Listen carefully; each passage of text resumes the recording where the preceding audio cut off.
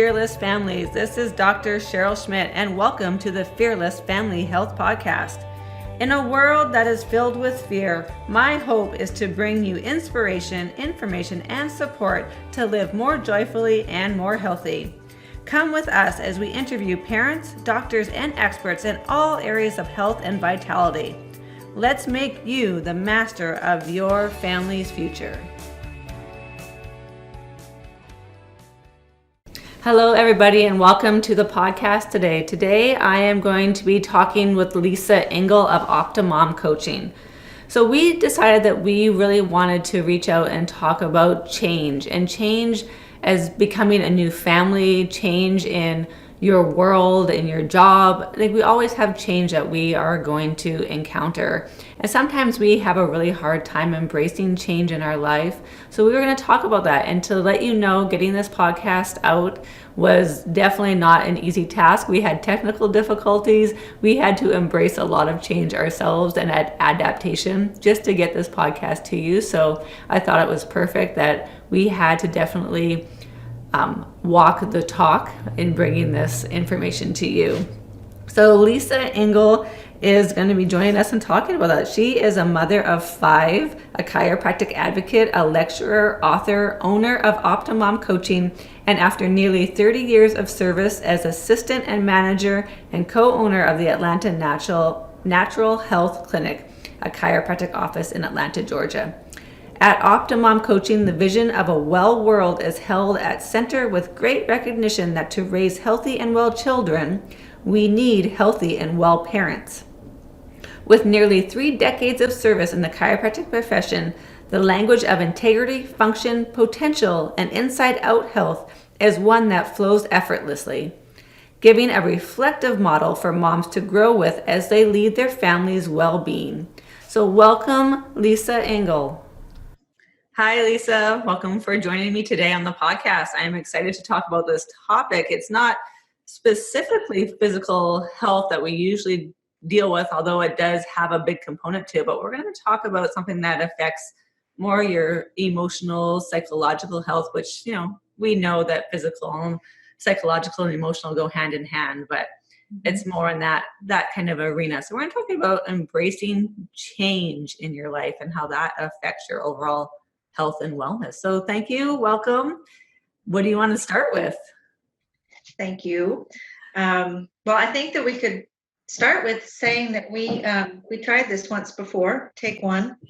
We did a couple weeks ago, and when we were talking about what should we discuss, and it was sort of the fact that our plans or our pictures don't necessarily unfold the way that we think they're going to.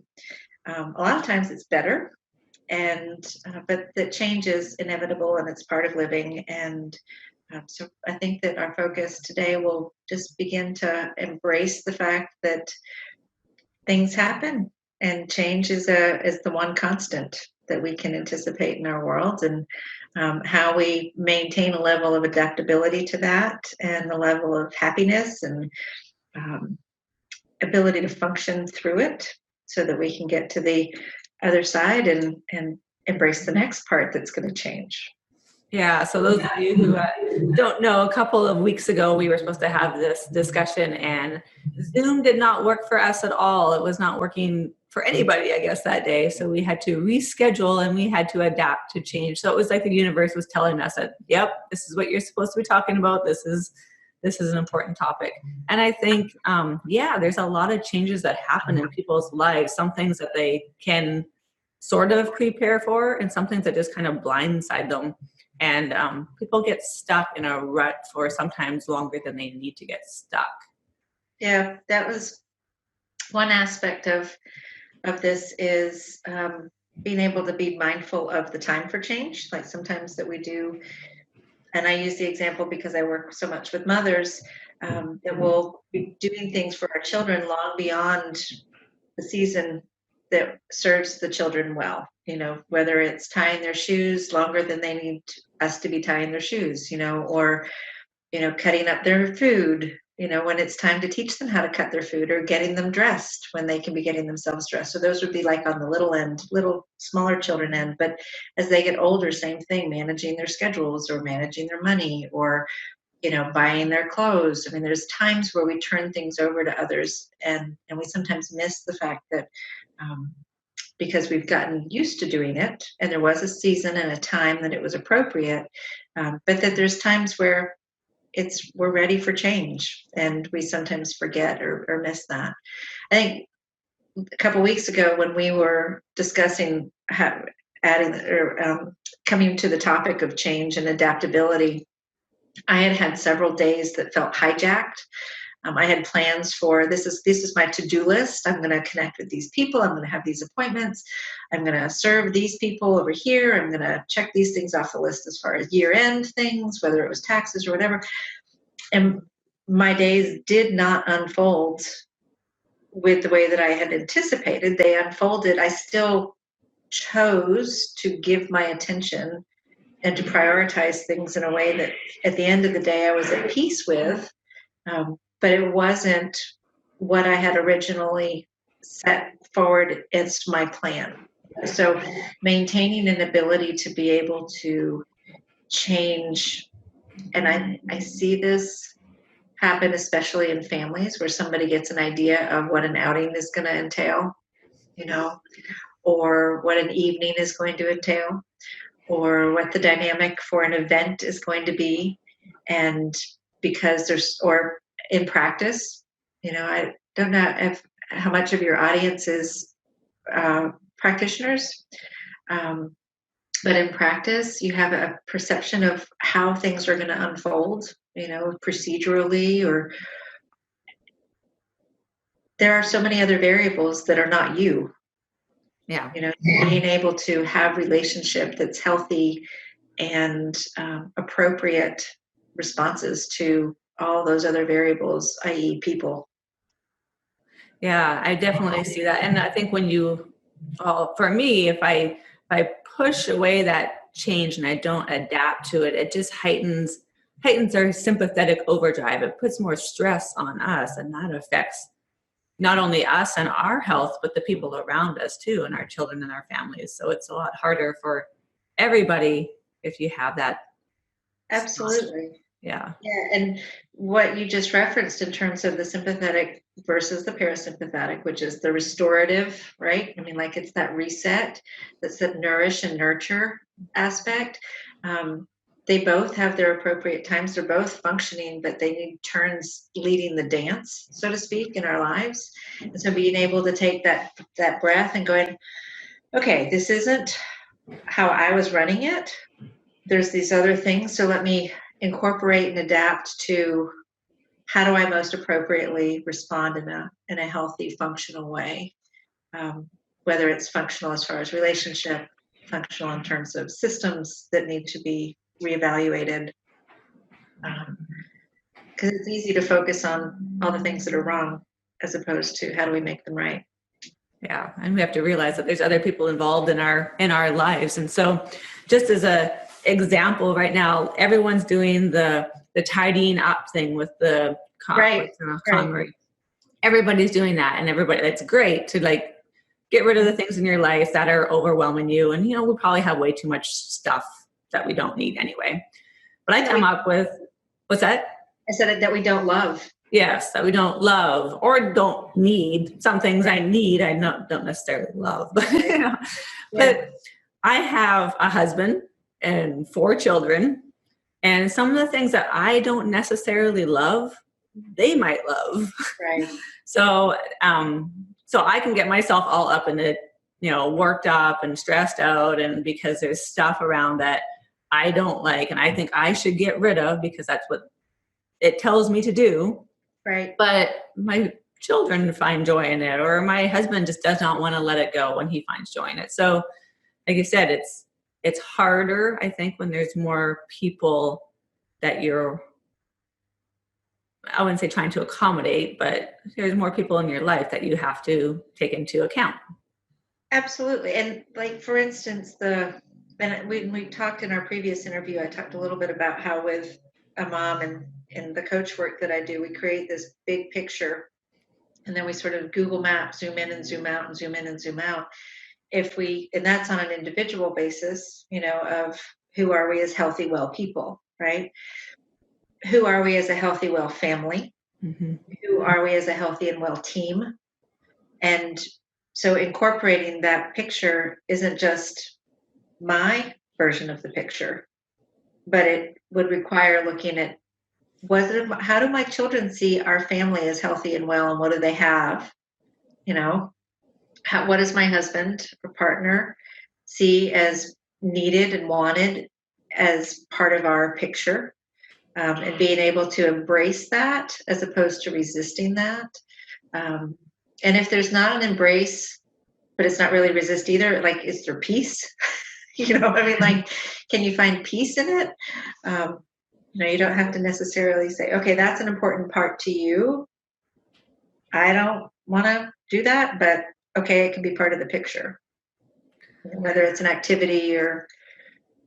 Yeah. What are some tips you have for people who are having a hard time with change, or hard time with what you're talking about, like embracing the whole picture and really having their vision and their drive, and they're going along their straight arrow line. This is what they want to do from point A to point B, and then they have the bump in the road. Right. It goes off to the left or it goes off to the right, and they're having a hard time with that. What tips or what? So there's a couple that come to mind. One is practicing the habit or developing the muscle of being able to zoom in and zoom out. So there's this big picture of what you want your world to look like. For instance, I am committed to volunteering at my kids' school. I'm committed to our practice here at the clinic, the chiropractic office. I'm committed to Optimum coaching and supporting the moms and the.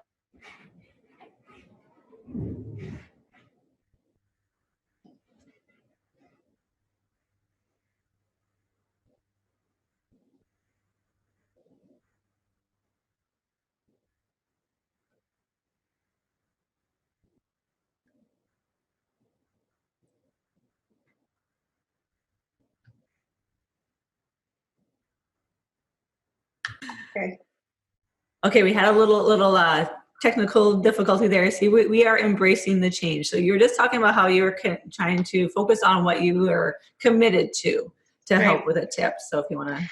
And then there's a glitch, right? Okay, And then there's a glitch, and something happens, and whether it's an ice storm, or a weather thing that's completely out of your control, or somebody that you embrace as a relationship you're committed to, they have a change. It's an adaptive process. So when I was saying that I am committed to all these areas, I'm also committed to eating really well and cooking healthy food. But I can't be at the grocery store and at my children's school and in an intimate conversation with my husband and at the clinic and in a coaching session all at the same time. So being able to really have a clear picture of that broad life, right? But zooming in to be where I am, and make room for these areas that I'm committed to. And if I'm filling my life with reading or going to movies or other things that are not in my picture, like if I find myself mindlessly watching, binge watching shows, entertainment might be on my list, but if it's not on the priorities of these other things, then I'm not going to find myself able to do the things that I intend to do. So really getting clear on what is it that you intend to do, and include how do you entertain yourself? What's stress relief? What's relaxing? Like all of those details, really having a clear picture, I think is critical in terms of being able to be adaptive so that you can embrace this area that all of a sudden surprisingly needs your attention right now. For instance, I'll give an example. In our practice, we had a staff transition in November. And so I've chosen to dedicate a significant amount more time to training our new staff to deliver the experience that I want our patients to have in our practice. I was not spending 15, 20 hours a week in the practice in November. Right now, I'm spending 15 to 20 hours a week in the practice. I didn't desire that change, but I needed to embrace that change, right? The other tip that I highly recommend is building room for detours. I have margins. So if I'm going to say that I'm going to have a time to spend in physical activity, and I'm going to give myself, I'm committed to at least a half hour, 45 minutes today, I'm going to block an hour, because otherwise my margins are just too tight. And you know how when you're trying to pull a car in, and it's the parking space is really narrow and there's cars on both sides, it's tight, and it's a little bit, you're a little bit more anxious about it. It's not just easy, just slide right in, right? So if I've got an hour booked and I'm committed to a half hour, 45 minutes, I've got margin. I can just slide right in, do my thing, and then have time for a quick connect with my husband as I walk, through the house to do something different, or, you know what I'm saying? Like, just not to make everything so tight, but that sort of pliable, and you know what I need? I need a cup of tea. I've got margin for a cup of tea. Yeah.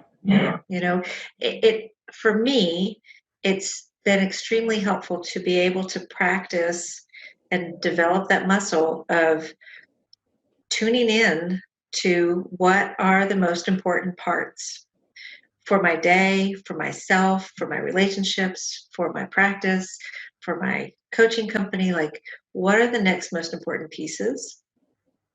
Being able to share that with the people who are involved in it, so that I can have that support, and I'm not trying to force it on anybody, but to be able to dialogue about it. But I can't talk to other people about it if I haven't recognized it for myself. Yeah, and I think you made a very important point that you talked about looking at the big picture, but also what is important to you, because everyone's going to have something different as part of that big picture, and making sure that you're congruent with your values and what's important to you. Then it's going to be easier. I think it's going to be a ton easier. And if you're trying to enroll others in your picture, and what's valuable to you is not valuable to them, you're going to have a really hard sell on cooperation, especially if it is like a team environment or a family environment, that you're trying to get buy-in. I think my very, very first coaching client we coached on her kids were about to be out of school, and she was trying to create a picture. Sorry, excuse me just a second.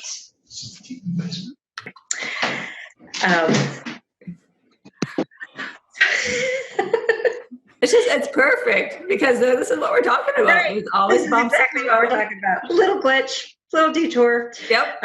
And how do you recover from that, right? I mean, like, that's the key, is that adaptive process of, you gotta keep moving. Like, this is not going to stop. It's not, you don't get to write it out and then it be exactly like that.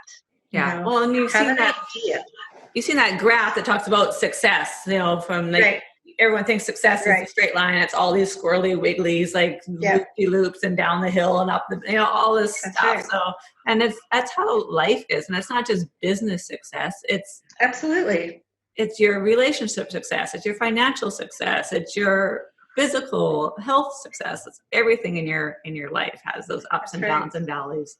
So, yeah. Yep. Yeah. Relationships, the ebbs and flows, right? Oh yeah. I've been married for almost 20 years. There's lots of ebbs and flows and dips and valleys and mountains we've climbed and everything in between. Yeah. I love to use the analogy. I remember somebody saying that you can't always have mountaintop moments. The air is very thin up there. You've got to come down in the valley where the soil is rich. The work is hard, but that's what bears really, really wonderful fruit. I love that. Yeah. So the work's hard. It's all right. Yeah. It's bear good fruit. Then you can go hang out on the top of the mountain and eat that good fruit, right? No, I think that's amazing. I think that those are all great tips for anybody, whether you are starting a business, you're an entrepreneur, whether you are starting a family, that's a whole new adventure and learning curve, and you have to really embrace change. And I've noticed that sometimes the people that I take care of in my office, I have a lot of pregnant moms, and the ones that tend to have the hardest time are the ones that don't embrace change. They Right. have that type, honestly, the type A personality. Like they're going to go from here to here in the same amount of time, even though they've had this huge, major change in their life. So And there's another person involved. yeah. And then the whole different relationship with your partner or spouse, a whole different dynamic, and like just everything changes, and they're not prepared for that. And so having to guide them a little bit Yeah. into that world is interesting. Which right before he walked in, the point I was going to make about the client, one of my very first clients, talking about her boys getting out of school for the summer, and she was wanting coaching on how she was going to manage her boys being home because they were in different seasons of life than she had previously had. And one of the things that we talked about was, what do they want? Like when my kids get out of school, when they were younger, it was pictures, but then we moved to words and still incorporated some pictures. But what would make the summer amazing, and getting their input so that if one of them wanted, roller coaster rides and the other one really doesn't, they want to go to the beach, that they can embrace this picture of, okay, I know that this is important to this person that I care about and I love, and that they're going to participate with the stuff that is important to me, so that it's a shared picture and a shared vision, to be able to get that buy-in. Yeah, and I even find that so many people don't embrace their children's goals and visions, especially really young children. They just kind of scoop them up and take them along, and don't take into account what their little dreams are and what they envision for themselves. And that can Right. start And pretty I young. think that it starts, I mean, I think that we forget one of our roles is to help other people take responsibility for their lives, and how hard is it for so many of the grown-ups that I meet in my world to create a picture for themselves, right? Because they've never done that. That's a muscle that hasn't been used. And so they're just being told, well, you should do this and you should do this and it should look like this and it should look like that. But it's not formulated in their mind's eye. And so it really is an exercise that can be cultivated towards living a responsible life, one that is of your innate divine design. Like I want my kids to recognize what their direction is, and be able to have rehearsed, have exercised that muscle a little bit to be able to say and think and do what's in them and what does bring them joy. Yeah, and I think it's also good to have them experience some of those hills and valleys and mountaintops and gullies as well as children before they go out into the world on their own, where you're not with them and there to support them quite as much. Right. You don't have the same safety net. Yeah. Yeah. I think that's amazing. So change, we've had a lot of change between me and you in this chat. I think it's great. It's like the universe is just like, we're going to make you walk your talk here, ladies. So, that's right. Glitch. But we made it through. Is there anything else that you want to share that we haven't talked about? I think it's been great so far.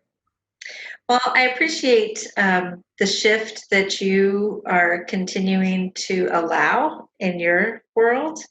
I think that being in a sort of embracing the growth and the changes in our own lives helps give other people permission and inspires them to be more open, to we say this is the path I'm on and this is what I'm doing, and then that shifts a little bit and it's we don't lose any credibility in that.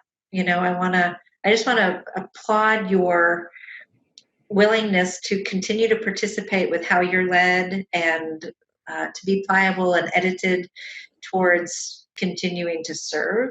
And I think that that's the heart of so many of your listeners. I know that as a listener, like, that's my heart, is that we continue to serve well, so that we are creating that impact that we desire to create in the world.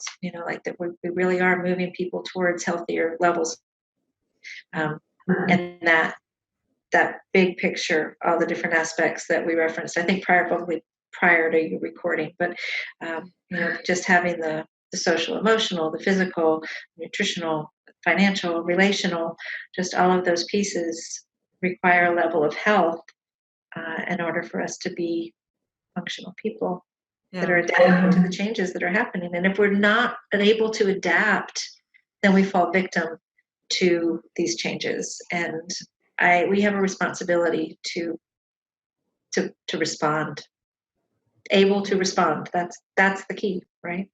Yeah. The key for adaptability in all kinds of areas of your life makes a huge difference in your overall health in all those areas.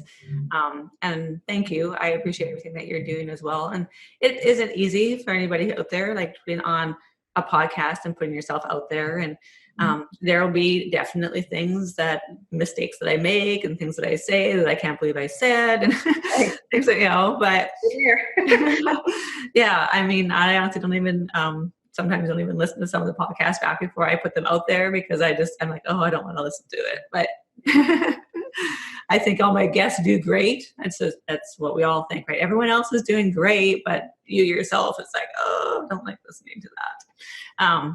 So thank you for everything that you have been doing for years with families and moms, for the most part, and helping to guide them and embrace them in their visions and in their lives as well. Thanks. I appreciate that. It really is a joy and an honor.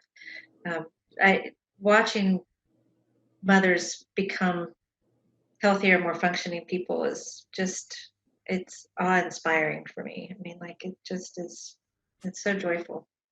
And you are still doing coaching, correct? So how do people if someone wants to reach out to you, how would you have them do that?